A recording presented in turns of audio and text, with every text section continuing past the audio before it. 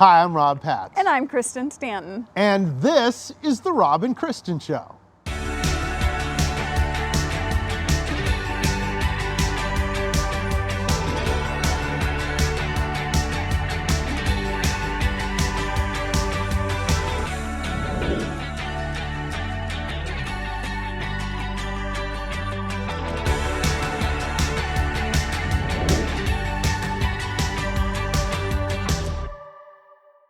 You might be asking yourself the question, why does this not look like a kitchen?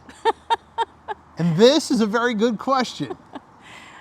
The reality of it is we have been out doing ministry and we got done a little bit later than what we thought we were going to, so we didn't quite make it in the kitchen, although we had plans to make you a peanut butter pie. Ooh, which I'm excited about because unfortunately, even though you won't see it, I'll be eating it at some point. Well, maybe they'll see it in a future episode. You never know. We're excited about everything that's been going on.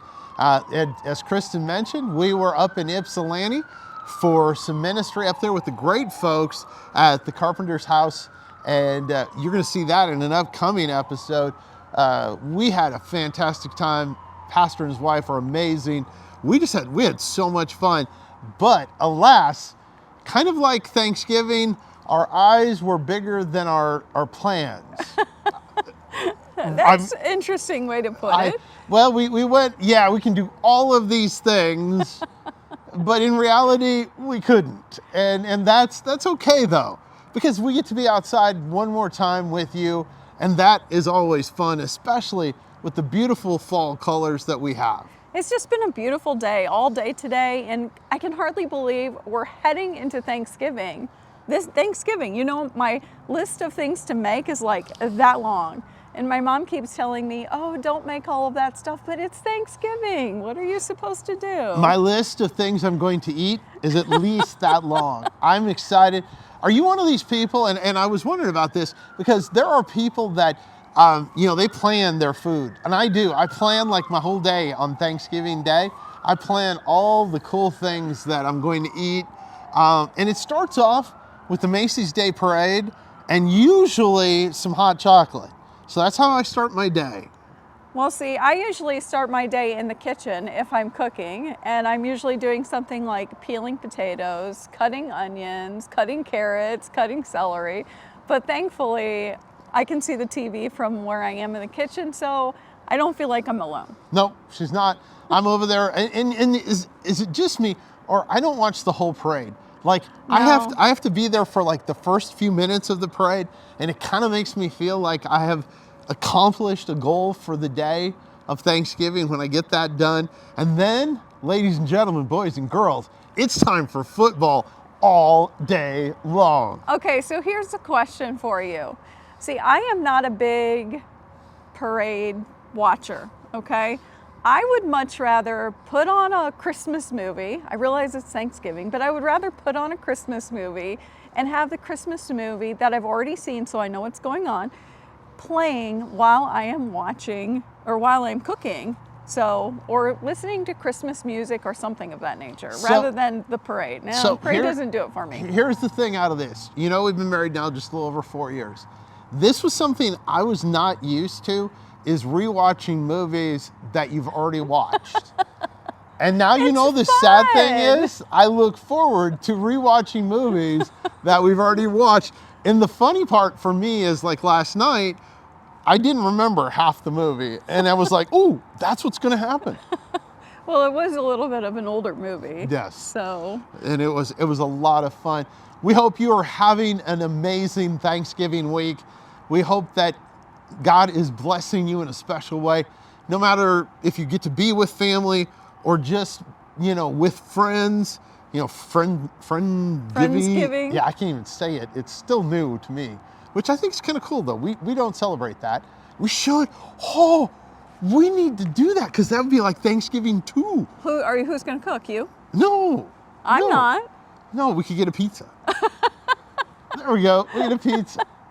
My wife knew early on in our relationship that I can make toast and I can make cereal.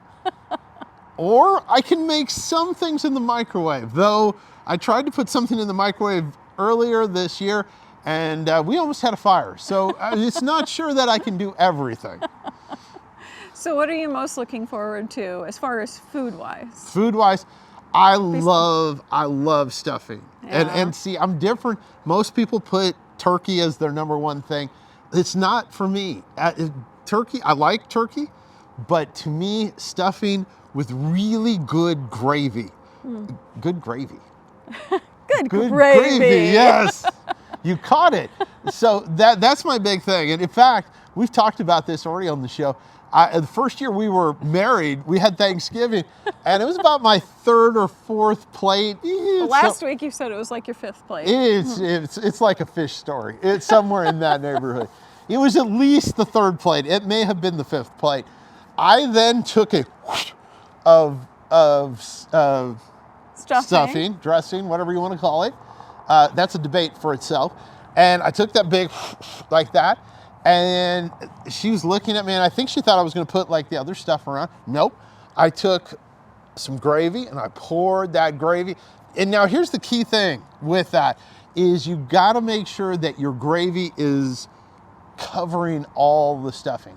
There cannot be any stuffing that is like peeking out. No. What? No. Okay, you explain. No gravy. No gravy? Well, I'm a vegetarian, so Well, no. but no they have gravy. vegetarian gravies. And even when I wasn't a vegetarian, I did not like gravy. So it's just not my thing. How can you not like gravy? I just never have liked gravy. But you know what I do like is What? the sweet potato souffle. Oh, sweet potato souffle.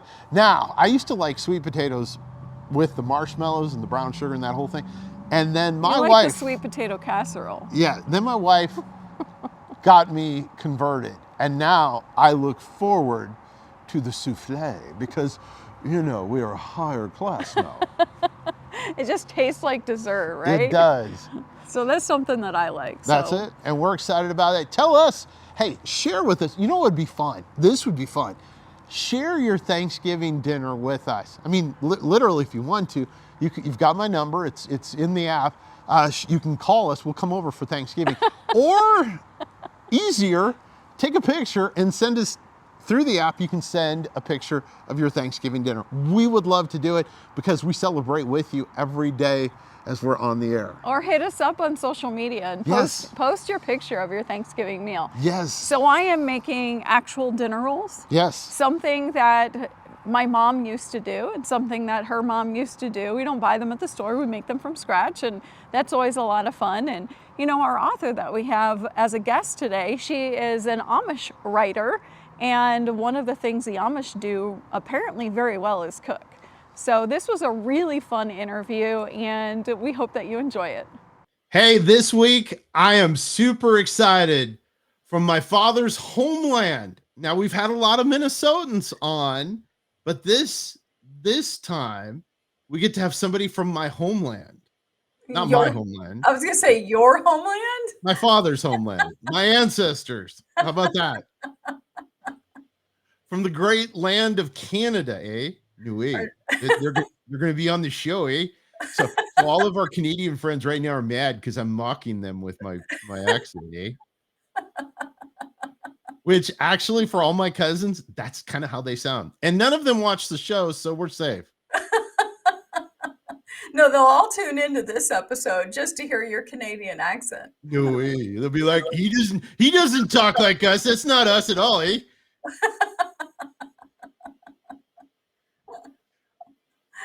So we are super excited. See, I got her tongue tied right off the bat. So we're super excited. It's going to be another great author interview. This one's exciting. It's going to be a lot of fun. I am really thrilled to be able to sit down today. And Rob, I say I because I know that you'll probably have one, maybe two questions. I get my one question. But I am really thrilled to be able to sit down today and talk to author Patricia Johns.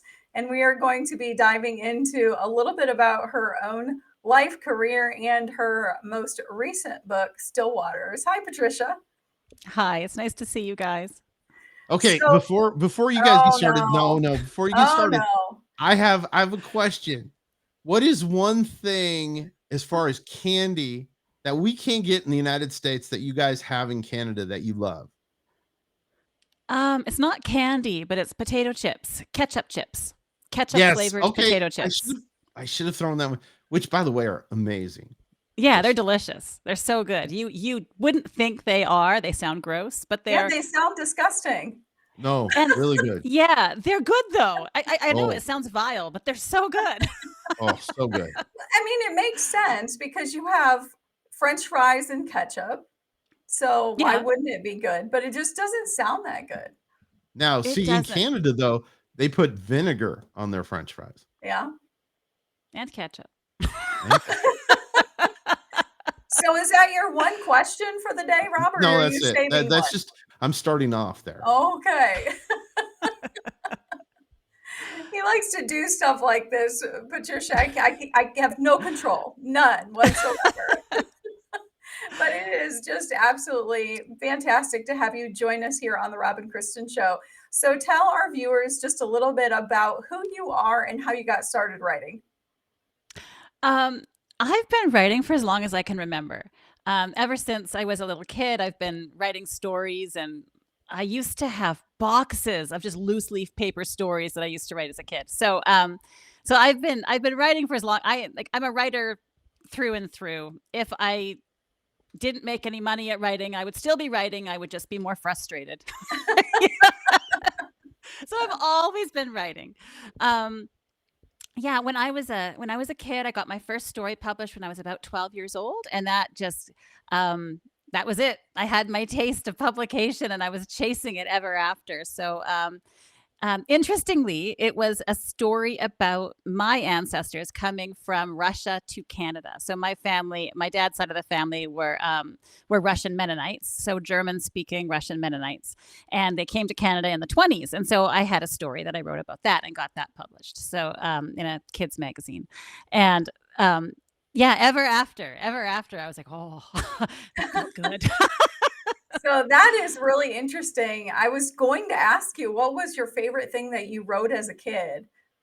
Probably the one that got published. Yeah, Well, yeah, actually, no, I don't know how long. When you're a kid, it's really hard to sort of gauge time, right? So I right. don't know how long I did this, but I wrote just chapter after chapter after chapter of stories about fairies. I had this whole world of fairies that I had created, and I had so much fun with that. So that actually was probably my most fun, just because it was something I did, just because I loved it. It was never published or anything. I don't even know if I have it anymore. It was in a box at some point. I've moved a few times, so I may or may not have it. I don't know. Well, that was always one of my favorite things as a kid. I remember coming from home from school and I would sit down and I would write and I would either, Yeah. just sit with a piece of paper and a pen and I would write or later on after we got a computer, I would sit at the computer and I would just type different stories every day after school. I would come home and do that. And I remember my favorite thing that I had written was a story about time travel. And I remember these Oh. these kids were going and there was this place in this fence. And if they would go to this place at this fence at the right time, then they would be able to travel in time. I have no idea where that came from, but it's someplace out of my mind. But it was always fun. So I definitely can relate to Yeah.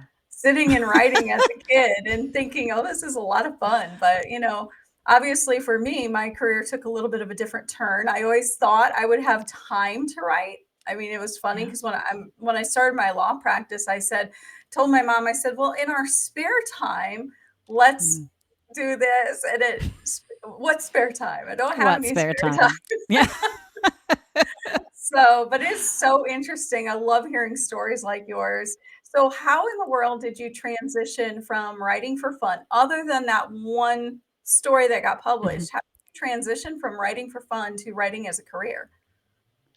Well, I went to university, and when I went for an English degree, surprise, surprise, and I thought I really needed to be reasonable. And so I was pretty good at math in high school, and so I took a math class. Well, university math and like high school math are two different ball games. And so I took this class. I was in first year. I took this math class, and I was so lost. And the professor sat me down. towards the end of it was like a half year course, and towards the end of it, and he sat me down and he said, "Why are you here?" Right? And I was like, I thought I would be reasonable and I would take a class that would perhaps put me in a more reasonable direction to have a career and whatnot. And he said, "What are you good at?" I said, "English." He's like, "Okay, tell you what, I will give you a passing grade in this class if I never see you again." He's like, "You have to go away and you have to go to English classes and you have to just go over there." So like he basically wadded me up and like overhand threw me in the direction I needed to go, right?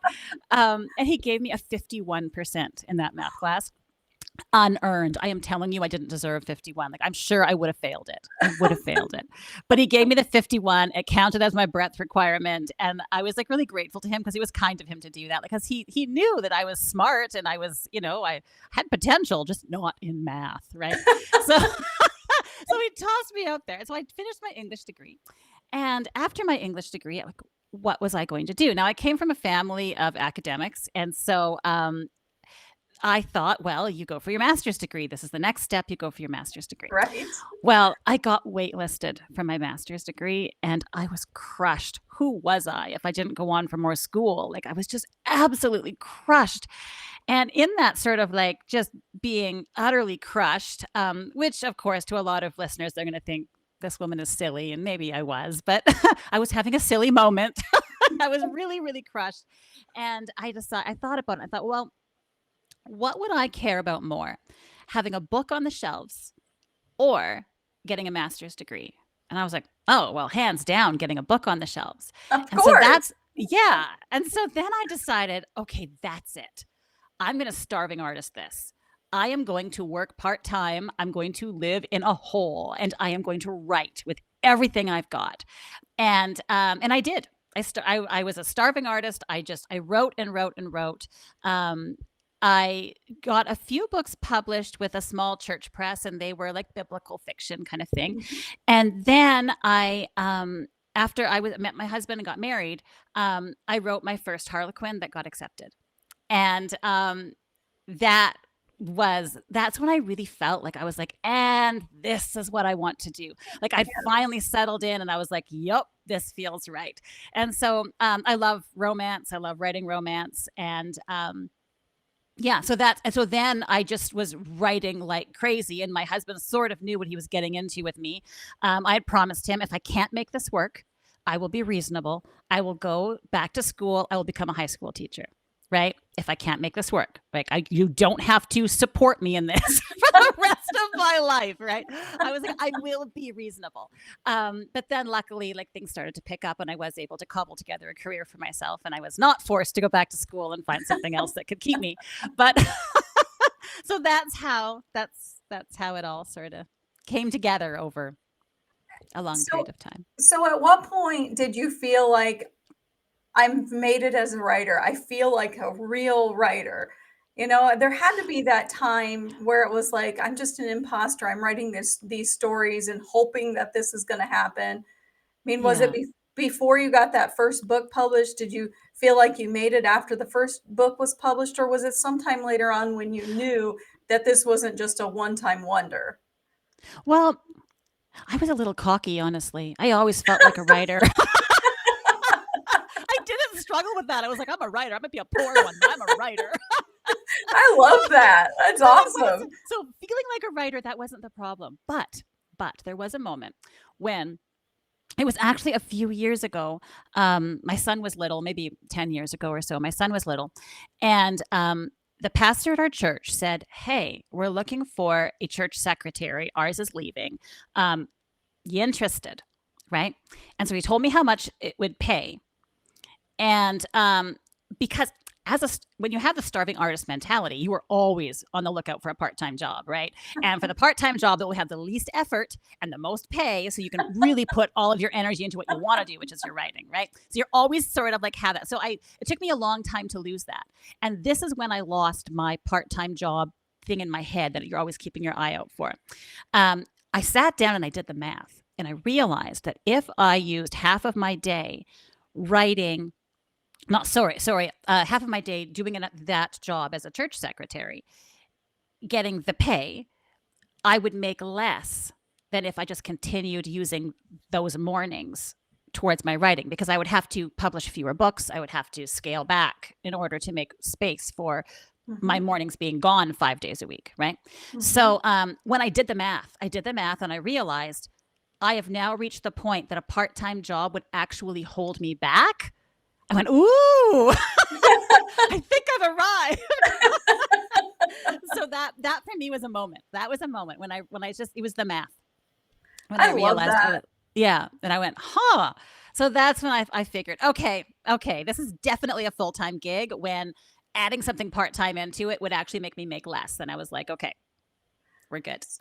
So then at what point did you start writing the Amish romance? Well, I had been writing cowboys, which was fun. I enjoyed writing cowboys. But my editor had asked me, she said, hey, are you interested in writing Amish? We have like this opening for more Amish. What do you think? And my family has a conservative Mennonite background on my dad's side. So it's not like it was unfamiliar. It just felt like, I don't know, I just felt like very conservative men are not sexy, like very conservative Amish or Mennonite men, right? In my estimation. Okay. At the time, Mhm. I was like, I don't know. I don't feel it, right? It feels more like dad. Do you know what I'm saying? And Uh, you don't write romance novels about your father, right? So, so I was like, and so I foolishly said, no, I don't think I'm really interested. Yeah, it's a little too familiar. And it was very foolish of me, because then I thought about it some more. And by the time I was like, you know what? That actually, I could make this really fun. By the time I had gotten myself circled around again, my editor had moved on. And she mhm. was like, no, we're going to keep you in Cowboys. We're good. And I was like, oh shoot. So I wrote an Amish romance then, and I found an agent with that one, and so she sold it. And then after I had a contract with another publisher doing Amish romance, my agent came back around to my editor and said, hey, she is now doing Amish with this other publisher. Would you consider allowing her? And they were like, oh, yeah, well, sure, if she's already doing it. And so then they let me in with Love-Inspired to start doing the Amish. And interestingly, that first mini series I did with Love-Inspired was really where I found the bulk of my readers, was those readers who found me then and just, I guess, connected with my stories and just really enjoyed it. So I'm really, really grateful for that. If I hadn't been able to get Love-Inspired to let me write those particular stories, I wouldn't have connected with those particular readers.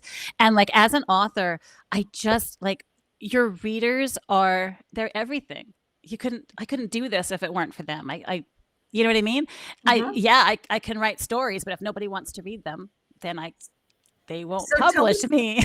yeah, so tell us about your most recent book, Still Waters. Still Waters is actually the second in a mini series. So the first book is called Green Pastures, which is out. Please pick it up and buy it. It's the story of a Amish woman who, she jumped the fence. She left the Amish life. She went English. English is just non-Amish, English-speaking people. So she left the Amish life, and she became a veterinarian. She had a nasty, bitter divorce, and then went home. So she comes home divorced. And for the Amish, they don't believe in divorce. So if you get divorced, you don't get to get remarried until your ex-spouse is dead, Mhm. which is, you might wish, but it's not, you know what I mean? So she, in order to go home, it's quite a sacrifice for her, but she really felt it was the right thing to do. So she comes home. And so it's the story of her coming back home and her sisters. And one of her younger sisters, every time a guy got interested in her, an Amish man got interested in her, her sister would come home to visit in blue jeans, right? And it would just throw it off for her. And so she's decided, you know what? I'm tired of being the old maid. I'm going to do something about this. And so there is a very problematic man who lets it be known to, the church authorities that he would like to find a wife. And so she decides to take 2 Tupperware containers of her very best baking to his hog farm and see what what unfolds. And that is how the story kicks off, and things do unfold. It's a lot of fun. Lots of things do unfold. The second book, Still Waters, which is the one that's coming, or perhaps is already out by the time this airs. Its release date is November 4th. Still Waters is we still follow Tabitha, who is the veterinarian, a little more. We follow her story a little bit further, but we're mostly focused on Beth. Beth is helping her grandmother clean out the house to sell it. It's time for grandma to move in with family. And her father has recently passed away, and she realized that she has no stories from her father's childhood, like none. Like her dad never talked about it. He didn't tell any stories. He evaded. So she starts asking her grandmother about it, and her grandmother won't talk about it. She's evasive. She changes the subject. And she's like, why is this? Now, she develops her own theory that she thinks that her grandmother was a single mom. And so she's trying to hide this. And that's what she thinks is going on. And that's her theory going into this. Grandma was a single mom. And, I deserve to know my story because there's obviously a grandfather out there. I need to know who I'm related to. Okay. And so she wants to dig down and get to that story. But is that really what happened? So it's all about family stories and how family stories shape us and grow us. She ends up falling in love with a boy she was friends with when she was young. And he has his own stuff going on with his brother who jumped the fence. And for him, his brother is talking about family stories a little too freely. He just won't shut up. And it's embarrassing for the family. And they're like, come on. And his perspective is not flattering or entirely truthful. And so it's this dichotomy between the two where she just wants to know the family story that nobody will tell. And he wants his brother to stop already. And so there's a lot going on with this one. There is a very juicy ending. I've heard from my readers who have read it that they're like, wow, I did not see that coming. And they're like, this was awesome. So I'm very proud of this one. It came together really, really well. Well, That is the story of Still Waters. It sounds amazing. I have not had a chance to pick it up yet, but it sounds, oh no, Rob's back, but it sounds amazing. Rob, before you ask your question, I get a chance to ask one more question. Okay. I will wait. So one of the things that I was reading on your website, and you told me it was a blog post, is about Amish cooking. So do you cook from scratch? I do cook a lot from scratch. The reason is we're allergic to everything. So we're an allergy family, so we're forced into it, right? Like we don't have, like, it's either that or you don't have much variety. So I do a lot of cooking from scratch. Yeah. So what's your favorite thing to cook? My favorite thing from scratch is refrigerator pickles, because interestingly, I can't digest vinegar very well. And with my Mennonite German heritage, that's just, my ancestors are rolling in their graves.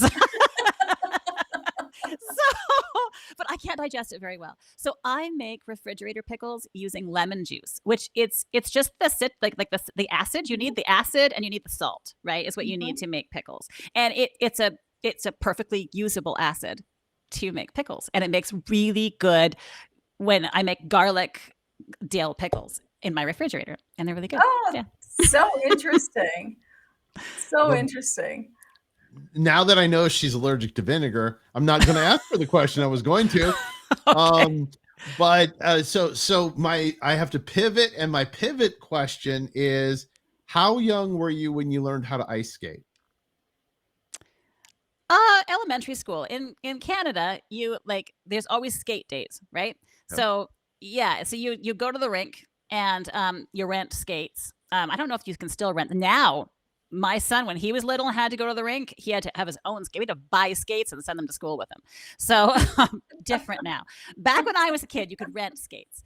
And probably grade 1, they slap skates on you and off you go. You break an ankle or something. Sure. I'm not a good skater. I can hardly stand up, but they strap them on and send you out.